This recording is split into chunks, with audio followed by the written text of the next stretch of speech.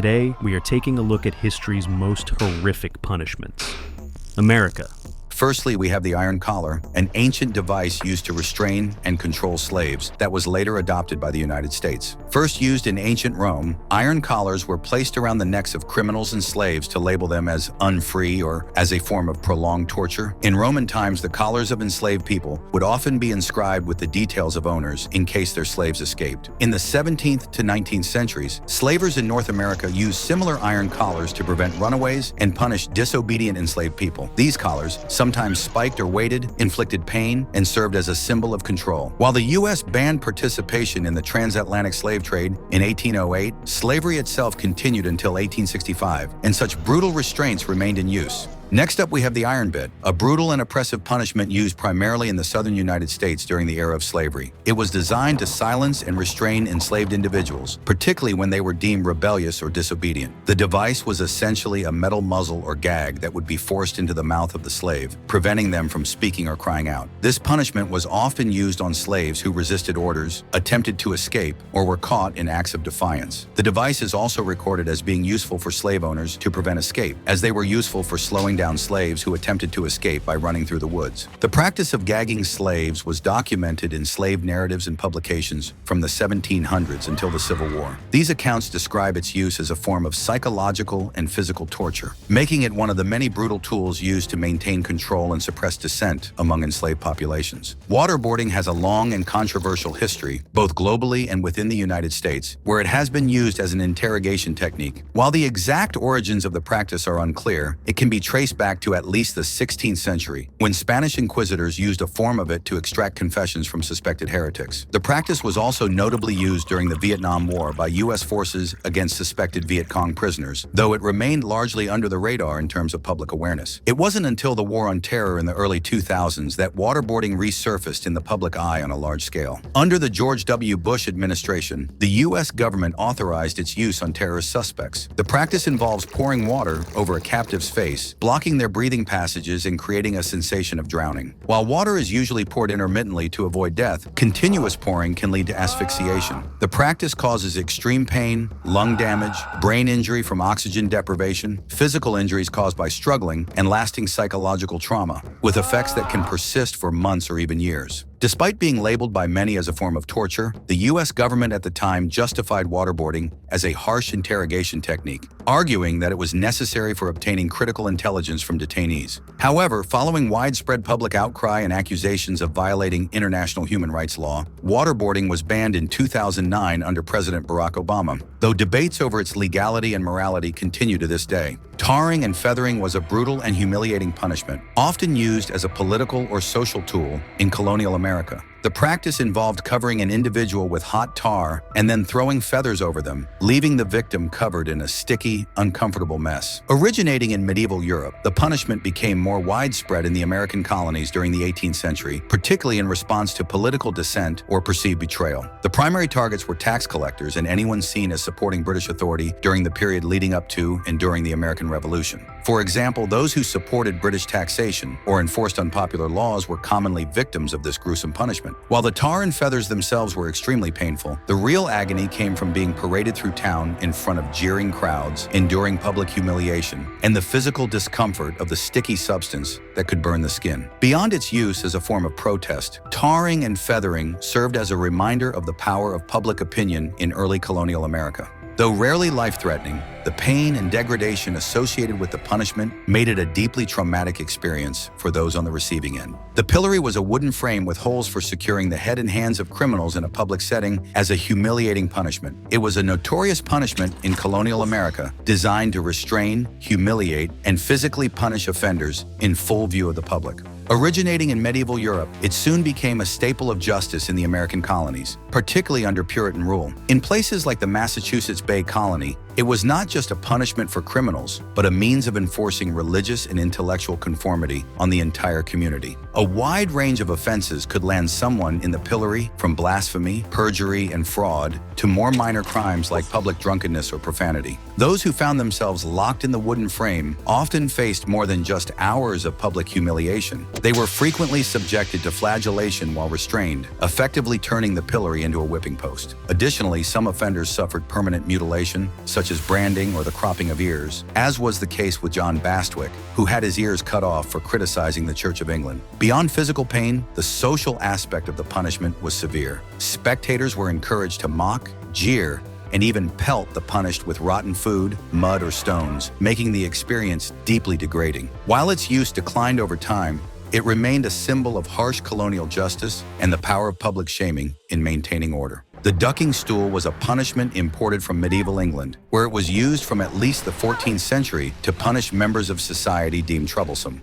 Likely primarily used as a punishment for women, the ducking chair was a punishment for those found guilty of crimes like gossip, arguing with neighbors, public nuisance, or witchcraft. This wooden chair, attached to a long beam or lever, was designed to repeatedly submerge the accused in water, serving both as a form of public humiliation and physical torment. In colonial America, ducking stools were primarily used in Puritan and English settlements, where they reinforced strict religious gender roles and moral discipline. Unlike execution or corporal punishment, the ducking stool relied on public spectacle, with crowds gathering to witness the punishment. In some cases, repeated dunking could lead to hypothermia, drowning, or suffocation, making it a potentially deadly ordeal. The United States is indeed notable for its early and pioneering use of electricity in the context of punishment, particularly with the introduction of the electric chair. First used in 1890 in New York, the electric chair was designed as a more humane alternative to hanging, yet it quickly became associated with cruelty. It uses high-voltage electrical currents to cause rapid brain and heart failure, a method that still sparks controversy over its effectiveness and ethics. While not the first to use electricity for punishment, the U.S. led the way in using it as a legal method of execution, which spread to other countries in the early 20th century. Over time, the electric chair became a symbol of execution in the U.S., even though it's been increasingly replaced by lethal injection in modern times. In more recent years, electricity has been used not only as a form of execution, but also as a means of torture, punishment, and control, particularly in the context of law enforcement and military operations. One of the most common uses of electricity in modern punishment has been through the application of electroshock weapons, such as tasers, which are widely used by police forces across the U.S. to incapacitate individuals. While these devices are presented as a non-lethal means of subduing suspects, their potential for abuse and injury has been well documented, and instances of their use resulting in death or severe injury have raised significant concerns. Additionally, electroshock therapy has been used in psychiatric settings to treat mental illnesses, though its use has been heavily debated. Today, electroshock therapy is still sometimes used to treat severe depression, bipolar disorder, and other mental health conditions when other treatments fail. It involves brief electrical pulses to the brain to trigger a controlled seizure, helping alleviate symptoms. ECT became widely used in the U.S., starting in the 1940s and 50s. In some cases, it was overused or misused as a form of control, sometimes with little regard for patient consent. Today, it's more regulated and used as a last resort for specific conditions. Despite changes to America's legal procedures in recent decades, the electric chair remains an authorized method of execution in 9 states. Ancient Rome. First up, we have crucifixion, one of the most horrific punishments in ancient Rome. Firstly, the victim was stripped naked and forced to carry a heavy wooden beam to the execution site. Once there, their hands and feet were nailed to the cross, typically through the wrists and the ankles. The nails were not just to hold the person in place, but to cause maximum damage and suffering. The victim's body weight would pull down, dislocating joints and making breathing increasingly difficult. Suffocation was often the primary cause of death, with the victim struggling for air as their lungs filled with fluid. Other causes of death included blood loss or dehydration. The torture could last for hours or even days, with death coming slowly as the body eventually succumbed. To speed up death, soldiers sometimes broke the victim's legs, preventing them from pushing up to breathe. Crucifixion wasn't just about killing someone, it was about sending a message. This punishment was reserved for slaves, rebels, and the worst of criminals, like traitors or those who challenged Roman authority, like rebellion against the state. Crucifixion was reserved for non-citizens, mainly because it was deemed too degrading for those with full Roman rights. The most famous example? Jesus Christ, who was crucified for claiming to be King of the Jews, a direct challenge to Roman rule.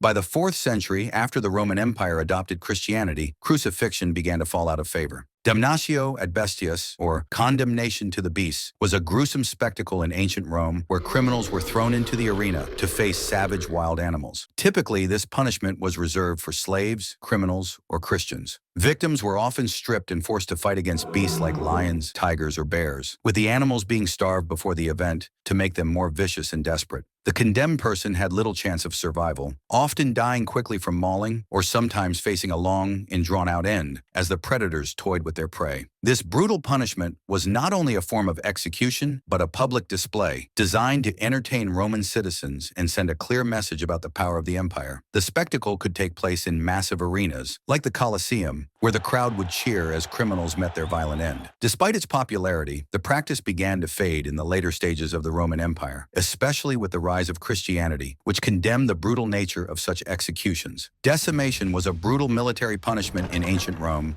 reserved for soldiers who displayed cowardice, insubordination, or failure in battle. The word decimation comes from a Latin word meaning removal of the 10th, and that's exactly what it entailed. If a unit was found guilty, 1 in every 10 would be executed by their fellow soldiers. This twisted punishment was meant to instill fear and discipline among the troops and ensure that soldiers remained loyal and effective in battle. After a failure in the field, the soldiers would be forced to draw lots. Every 10th man, chosen by lot, was then executed. The condemned soldiers would typically be beaten to death, sometimes by clubs or swords, but the punishment could vary depending on the circumstances. Decimation was employed during times when discipline was crucial, particularly in the early and middle periods of the Roman Empire, when the Roman army was expanding and maintaining order was paramount. Carcer was the Roman term for prison, a dark, damp, underground dungeon designed to break the spirit of those imprisoned within. It wasn't a place of rehabilitation or fair trial. It was simply a holding cell, often used for those awaiting trial or punishment. Roman society didn't have prisons for long-term punishment, so the carcer was merely a horrific stopover for most before they suffered their actual punishment. Prisoners were often kept in chains and forced to endure miserable conditions with very little food or water. The walls were narrow, the air stale, and disease ran rampant, with your chances of survival getting thinner with each day that passed. Those who found themselves in the carcer were usually either common criminals, political prisoners, or slaves who had offended their masters. The worst part about the carcer wasn't the lack of comfort, but the uncertainty of one's fate. Prisoners might be kept in the dark about how long they would stay or what punishment awaited them. The psychological toll of being confined to such harsh conditions without any hope for release was devastating. Release from the carcer often only came before execution or a fate even worse than death. Damnatio Memoriae was a fate worse than death for many in ancient Rome. Literally meaning condemnation of memory, it was the ultimate punishment for traitors and disgraced enemies of the state. The idea was simple but brutal. Wipe the person from history as if they had never existed. Their statues were smashed, inscriptions chiseled away, coins with their image defaced, and their name forbidden from being spoken or recorded. It was a symbolic execution after death, destroying not just the person, but their legacy. One of the most famous examples was Emperor Geta, the son of Septimius Severus. After a bitter feud with his brother Caracalla, Geta was murdered in 211 CE, supposedly in their mother's arms. Caracalla ordered a Damnatio Memoriae, erasing Geta's face from paintings and sculptures, destroying public records of his achievements, and forbidding anyone from mentioning his name. The lengths taken to obliterate Geta's memory were extreme. Yet ironically, this punishment has ensured that his story survives today as a testament to Rome's obsession with control and legacy. As well as their more famous execution methods, the Romans were also known for burning their victims at the stake, a punishment reserved for those deemed exceptionally vile or dangerous to society. While it was not the empire's most frequent execution method, it left a terrifying legacy due to its sheer brutality. Victims were consumed by flames in front of jeering crowds, their screams reinforcing Roman power and control over the people. Early Christian martyrs were reportedly executed by burning. According to legend, early Roman Christians like Polycarp and Theodore met their fiery ends at the hands of Roman authorities. In some cases, the infamous tunica molesta was used, a garment smeared with wax and pitch, designed to turn the victim into a living torch. Certain other accounts of burning and fire being used as punishment exist in the ancient records, including Constantine's decree that men and women who had intercourse without their parents' consent would be burned alive. Women who had sexual relations with their own slaves would reportedly be punished by death, with the slave being burned alive. Nurses who facilitated sexual encounters for their patients could also reportedly be punished by having molten lead poured down their throats. From religious persecution to enforcing moral codes and maintaining civic order, burning remained one of the harshest tools in Rome's arsenal of punishment, searing both its victims and its spectators with fear. The punaculi, or punishment of the sack, was one of Rome's most bizarre and horrifying forms of execution, reserved specifically for those convicted of parricide, the murder of one's father. Romans viewed this crime as a grave affront to both family and society, warranting a punishment as chaotic and degrading as the crime itself. The process was elaborate and ritualistic. First, the condemned was beaten, stripped, and paraded as a symbol of dishonor. They were then bound and sewn inside a large leather sack, alongside a gruesome assortment of live animals. Once the sack was sealed, it was thrown into a body of water, a river, lake, or the sea, ensuring a violent and chaotic death. The victim would often be savaged by the terrified animals inside the sack as they thrashed in panic. Drowning was inevitable, but not before the victim endured the agony of being bitten, scratched, and pecked by their fellow doomed occupants. The punishment evolved over time. Under earlier Roman law, a simple drowning sufficed for parricides. However, by the late Republic and into the Empire, the ritual became more theatrical and gruesome, reflecting Rome's increasing preference for punishments designed as public warnings. Though the animals often varied, the message remained the same. To kill one's father was an offense that warranted complete obliteration, body and reputation alike, through a death of utter humiliation and horror. Ancient Greece. Brazen Bull. This legendary Greek punishment has never been proven to exist, but tales of its use have been enough to keep the horrific rumors alive for centuries. According to legend, the Brazen Bull was a horrific method of execution used in ancient Greece. The device was said to be a massive, hollow bronze bull with a door on its side. A person could be locked inside, and a fire lit beneath the bull would heat the metal until the victim was roasted alive. To add a sinister twist, the screams of the person inside were supposedly funneled through an acoustic mechanism to mimic the bellowing of a bull. But how much of this story is true? The first mention of the Brazen Bull comes from the Greek poet Pindaros of Thebes, who lived long after the time of the story he described. Another Greek historian provided a more detailed description, but he too lived centuries after the events he described. Crucially, no physical evidence of the Brazen Bull has ever been found, and its existence remains highly doubtful. Thrown off cliff. In some Greek city-states, particularly in Sparta, execution by being thrown from a cliff was a brutal method used to dispose of criminals or enemies of the state. Unlike the more formal executions of Athens, this method was often used as a public spectacle, serving as both punishment and a deterrent for others. The condemned individual would be taken to a high cliff or ledge, where they would be thrown to their death below, the height ensuring that the fall would be fatal. It was a stark display of Spartan justice, one that left no room for mercy. The Spartans carried out the practice of throwing undesirable off cliffs, not just on criminals, but also defective infants deemed unworthy of Spartan society. Criminals often faced the same fate if deemed dangerous or ill-disciplined. The idea was that Sparta, with its focus on strength, discipline, and survival of the fittest, had little tolerance for weakness or disobedience. Throwing individuals from cliffs was a way to rid the state of those seen as undesirable without wasting resources on imprisonment or lengthy trials. Like many forms of execution in ancient Greece, this punishment also served as a public spectacle. It reinforced the brutal image of Spartan society, one where strength and adherence to social order were paramount, and those who violated it faced harsh, sometimes shocking consequences. Stoning. After the long wait in prison, if you were unlucky enough to face execution for serious crimes like murder or blasphemy, you might find yourself facing the wrath of the crowd. In some city-states, stoning was a common execution method. The condemned person would be surrounded by a mob and pelted with stones until death finally came. It was a brutal, violent spectacle that relied on the collective fury of the people. The time it takes for someone to die from stoning can vary, but it is generally a prolonged and painful process. Depending on the severity of the injuries and the size of the crowd, it could take anywhere from several minutes to hours. The victim would be pelted with stones of varying sizes, often targeting the head,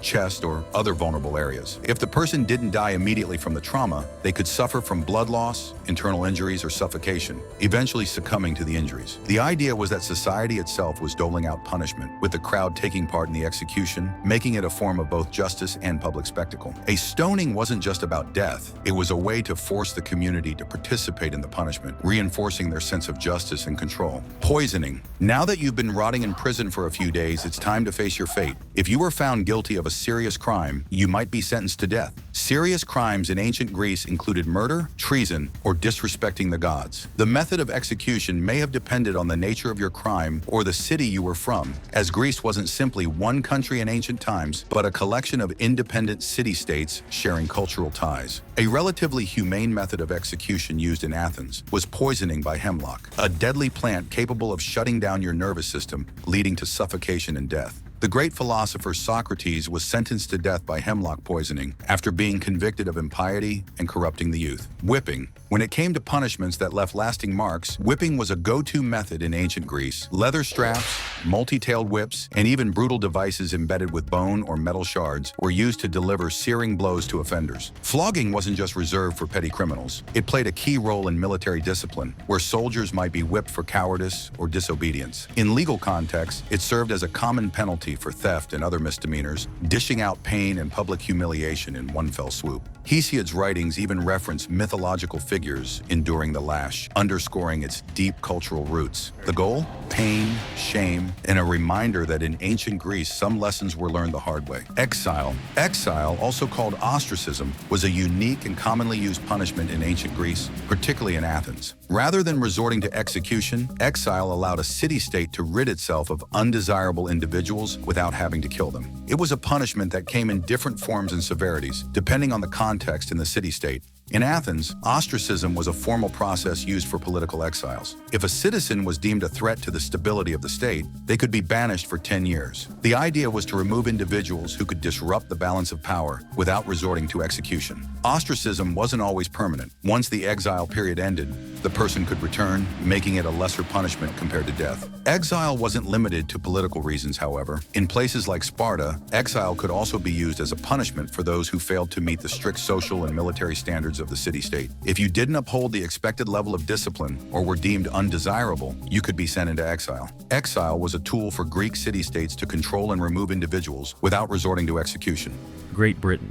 The breast ripper. Mutilation at its worst. Women accused of adultery, heresy, or blasphemy faced a fate so brutal it's almost unimaginable. The breast ripper was a metal claw, often heated until red hot, used to tear flesh from the victim's body. The device was designed to mutilate and permanently disfigure, ensuring the accused woman carried the shame and pain of her supposed crimes for life.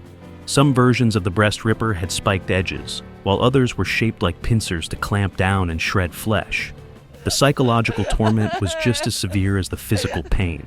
In some cases, this was carried out in public, ensuring the victim was not only brutally scarred, but also humiliated. A punishment intended not just to punish, but to serve as a warning to other women. The Iron Maiden, a fictional nightmare. Next up, it's one of history's most infamous torture devices, a terrifying metal coffin lined with spikes, designed to impale victims as it slowly closed shut. But was the Iron Maiden ever actually used? For centuries, it has been a symbol of medieval cruelty, appearing in history books, horror attractions, and even movies. Yet some historians suggest it may never have existed at all. The idea of the Iron Maiden first gained widespread attention in the 18th century, long after the medieval period had ended. No confirmed records of its use exist, and many believe it was an invention designed to exaggerate the brutality of the past. Some claim spiked enclosures may have existed in some form, but the dramatic coffin-like version we know today seems to be more fiction than fact. So, was the Iron Maiden a real medieval torture device, or simply a myth created to shock and terrify? We may never know for sure. The Pair of Anguish, a myth of madness? The Pair of Anguish is said to be one of the most disturbing torture devices in history, a metal contraption inserted into a victim's mouth, throat, or even other body openings, designed to slowly expand and tear tissue apart in unimaginable agony. But did this horrifying tool ever truly exist? Many accounts claim that the Pair of Anguish was used to punish heretics, witches, and adulterers, stretching the body in ways it was never meant to endure. Yet, despite these gruesome tales, there is no solid historical evidence proving it was ever actually used. Like the Iron Maiden, it seems to have surfaced in the 18th or 19th century, a time when medieval horror was being sensationalized for entertainment. Some suspect the Pair of Anguish was a misidentified object, possibly a medical tool or a device created purely for shock value. Was it ever truly used for torture, or was it just another fabricated nightmare? The truth remains uncertain. Choppe, a mysterious execution tool. Unlike the Iron Maiden, this one is much more obscure. The Choppe is believed to have been a crude amputation or execution device, possibly similar to a guillotine or axe. Some sources suggest it was a small, portable tool used for punishing thieves by cutting off fingers or hands. Though little historical documentation exists, what we do know is that amputation was a common punishment for criminals in medieval Britain. Theft and repeat offenses could cost a person their hand or foot, while traitors and murderers faced far worse fates. Could the Choppe chopper have been a widely used tool, or is it simply a name given to a variety of different amputation methods over the years? The lack of clear records makes this one of history's more enigmatic punishments. The breaking wheel, a symphony of pain. The breaking wheel was one of the most brutal execution methods in medieval Europe, and Britain was no exception. Designed to prolong suffering for as long as possible, this punishment ensured a slow, agonizing death. The condemned were tied to a giant wooden wheel, with their limbs stretched out and secured. Executioners would then smash their bones with iron bars, breaking them one by one. Sometimes, they would weave the shattered limbs through the spokes of the wheel, leaving the victim twisted and contorted in their final moments. For some, death came quickly from sheer shock and blood loss. But for others, it was a slow, torturous process. Left exposed to the elements, wild animals and crows, with broken bones preventing even the smallest movement. Some were even placed upright on display, their mangled bodies a warning to all who passed by. A punishment so horrific that even hardened executioners feared performing it. Thumb screws, crushing the fingers. The thumb screws may have looked small, but they inflicted unbearable pain. This torture device consisted of a metal vise that slowly crushed the fingers or toes of the victim, shattering the bones and ripping apart the nails. It was often used to force confessions or extract information, with the slow tightening of the device leaving the accused in excruciating agony. Some victims admitted to anything just to make the pain stop, regardless of whether they were guilty or innocent. And once the thumb screws had done their work, the victim was often left permanently disfigured, their hands rendered useless. A deceptively simple device, but one of the most feared tools of torture. The cage, a slow death by starvation. For certain criminals, execution wasn't enough. Instead, they were locked in hanging cages, left to starve, freeze, or be eaten by birds, suffering a slow and agonizing death while crowds watched. The cages were placed in high-traffic areas, such as town squares, castle walls, or along roads where travelers would pass by, making them an ongoing warning for anyone considering breaking the law. Over time, the victim's flesh would rot, and their skeletons would remain caged until the iron rusted away or the remains were finally removed. The boot, a nightmare for the legs. The boot was a device designed to crush a victim's legs beyond repair. The accused's lower limbs were placed inside a wooden or metal casing, and wedges were hammered in, slowly increasing pressure until bones shattered, muscle tore, and flesh ruptured. In some versions, the boot was heated over a fire, roasting the flesh while the victim was still alive. It was a punishment designed not just to inflict pain, but to permanently cripple those who endured it. The saw, sliced in half. Few execution methods were as gruesome as the saw. Victims were hung upside down, ensuring that blood would flow to their heads, keeping them conscious for as long as possible. The executioner then slowly sawed through their body, usually starting from the groin and working their way down. The process was agonizingly slow, designed to inflict the maximum amount of suffering before death finally came. And for some, death didn't come quickly.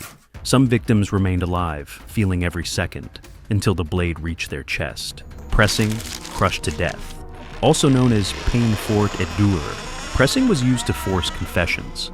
Victims were laid on the ground, a wooden board placed over them, and heavy stones stacked on top. Some were slowly crushed over several days, their ribs snapping under the pressure, while others suffocated within hours. A punishment meant to break not just the body, but the will of the accused. The gibbet, a death that never ended. The gibbet was a public spectacle of death. After execution, the criminal's body was locked in an iron cage and left to rot, hanging from a pole in busy areas where thousands would see. The intention was simple: to strike fear into the hearts of onlookers, ensuring they knew the consequences of crime. Some corpses remained hanging for years, their bones falling apart over time until nothing remained but rusted iron and the echoes of their crimes. hanging, drawing, and quartering, the worst of the worst. Of all the punishments in British history, none were more feared than hanging, drawing, and quartering, the ultimate sentence for high treason. This execution method was specifically designed to be as gruesome and humiliating as possible. The condemned were hanged by the neck, but not to death. They were cut down while still alive, only to face the next, even more horrific step. Next came the drawing, where the victim's stomach was cut open, their intestines pulled out and burned before their eyes. If that wasn't enough, their genitals were removed, ensuring they would never leave a legacy behind. Finally, the quartering. The body was cut into 4 parts, and the severed limbs were sent to different parts of the country to be displayed as a warning to others. Sometimes, the head was placed on a pike, left to rot for all to see. This punishment was reserved for traitors, and those convicted rarely had the mercy of a clean death. It was meant to ensure terror, pain, and disgrace, both in life and in death. Prison hulks, floating hell. With prisons overflowing, criminals were locked in decommissioned ships, known as prison hulks. These floating prisons were filthy, overcrowded, and disease-ridden. Prisoners were left in dark, damp quarters where rats and insects thrived. Malnutrition, disease, and brutality from guards ensured that many died before ever serving their sentence. Transportation to Australia, exile for life. Even stealing a loaf of bread could mean being sent to the other side of the world. The journey to Australia was brutal. Prisoners were packed into ships like cargo, many succumbing to disease before they ever arrived. For those who survived, life in Australia was harsh, unforgiving, and full of labor. Many never returned to Britain, forever cut off from their families, sentenced to exile in a land they would never escape. Ancient Egypt. Mutilation. In ancient Egypt, brutal punishments were often used for more than just to harm the perpetrator, but to remind others of the risks of crime. One such method was the removal of body parts as a permanent mark of guilt. Numerous sources mention the removal of the hands, noses, and ears as one way of disfiguring criminals for life. This punishment was often reserved for serious dishonorable offenses, with one source discussing how officials who abused their positions had their noses removed to mark them forever as corrupt. Other accounts claim that traitors and conspirators were punished by having their ears and noses removed after plotting against the pharaoh. This punishment was intended to serve as a deterrent against corruption and misconduct among officials. It effectively marked them as disgraced, thus preventing them from ever holding a respectable office again. These punishments were not just about physical pain, they were meant to serve as a visual reminder of wrongdoing, discouraging others from following the same path. In a society where appearances were important, having one's body altered by such brutal measures was both a personal tragedy and a public disgrace. Accounts from ancient Greek sources even mention a mysterious desert city called Rhinocarura, a place apparently founded by an Ethiopian king as a place of exile for people who had their noses cut off as punishment. Whether this city really existed is up for debate, but the mention of it in several sources suggests that the practice of removing noses was widespread. Impalement. Impalement was one of the most brutal and feared punishments in ancient Egypt, though it was relatively rare, typically reserved for serious offenses like rebellion, treason, or acts of extreme violence. Impalement served as both a punishment and a warning. The method involved impaling the body, often through the abdomen or chest, on a sharp, tall stake, which would either be left to kill the individual slowly or to display their body as a public symbol of the consequences of breaking the law. This gruesome punishment wasn't just about inflicting pain. It was meant to send a powerful message to anyone who dared challenge the authority of the pharaoh or the stability of the state. While impalement was not common in every period of ancient Egyptian history, it was likely used during times of unrest or under rulers who sought to make an example out of criminals or political enemies. One source claims that tomb robbers who looted royal tombs in the Valley of the Kings were publicly impaled after being beaten into confessing. Tomb robbing was seen as a particularly heinous crime in ancient Egypt, as it not only disrespected the dead, but also endangered the wealth and sanctity of the royal burial sites. Forced labor. Forced labor was another common punishment in ancient Egypt, especially for those who had committed less severe crimes or had fallen out of favor with the authorities. Offenders could be sent to work on large-scale state projects like the construction of temples, tombs, or even the pyramids, which required massive labor forces. While these labor assignments might seem less extreme than physical mutilation or execution, they were grueling and often deadly. Workers, especially those who were condemned to this type of punishment, faced harsh conditions, long hours, little rest, and constant physical strain. For those who worked in the mines or quarries, the conditions could be even worse, with constant danger from the work itself and the threat of punishment if they didn't meet their quotas. As well as criminals, prisoners of war were also used as forced labor for public works projects. Contrary to popular belief, the use of slaves to build large public projects did not occur in ancient Egypt. Other than the evidence pointing to the use of forced labor by criminals or to pay off debts, most workers on public projects were skilled workers who were paid and relatively well rewarded for their work. Forced labor wasn't just about punishment, it was also about maintaining the pharaoh's power. By putting criminals to work on royal projects, the state could both punish them and benefit from their labor. It was a brutal but effective way of keeping their economy moving while asserting the absolute authority of the ruling class. Beheading. Beheading was one of the most serious punishments in ancient Egypt and was reserved for those who committed the most egregious offenses, such as treason, murder, or threatening the stability of the state. Unlike other forms of punishment, which could be carried out by lower-ranking officials, beheading was typically reserved for high-profile cases and often carried out by royal command. It was seen as a swift and definitive way to remove individuals deemed dangerous to the social order. The beheading itself was often performed with a sword or axe, and the axe symbolized the removal of not just the criminal, but also their influence and potential to disrupt the established order. For those who faced it, beheading was both a physical and symbolic act, erasing the individual from society and stripping them of their ability to cause further harm. It was an extreme measure, but in ancient Egypt, it reinforced the idea that the pharaoh had the ultimate authority over life and death. Drowning. Drowning was another form of execution in ancient Egypt, typically used for those guilty of particularly serious crimes, such as treason or sacrilege. This method was seen as a way of removing the offender from society in a manner that was both final and dishonorable. In some cases, those condemned to drowning were thrown into the Nile River, which was both a source of life and a symbol of divine order.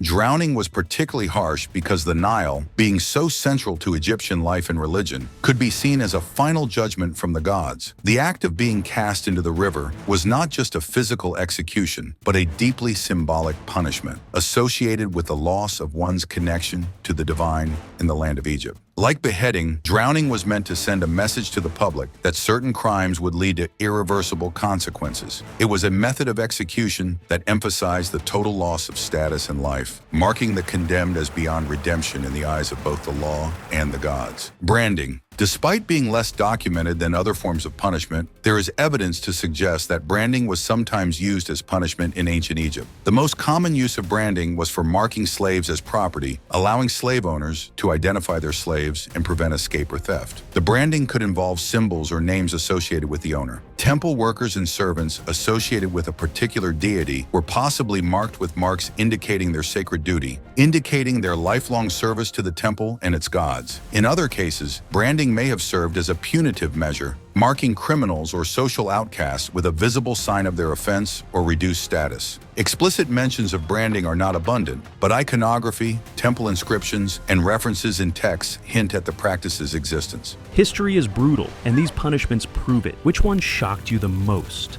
Let us know in the comments, and if you enjoyed this deep dive into the darkest corners of history, don't forget to like, subscribe, and hit the bell for more chilling content.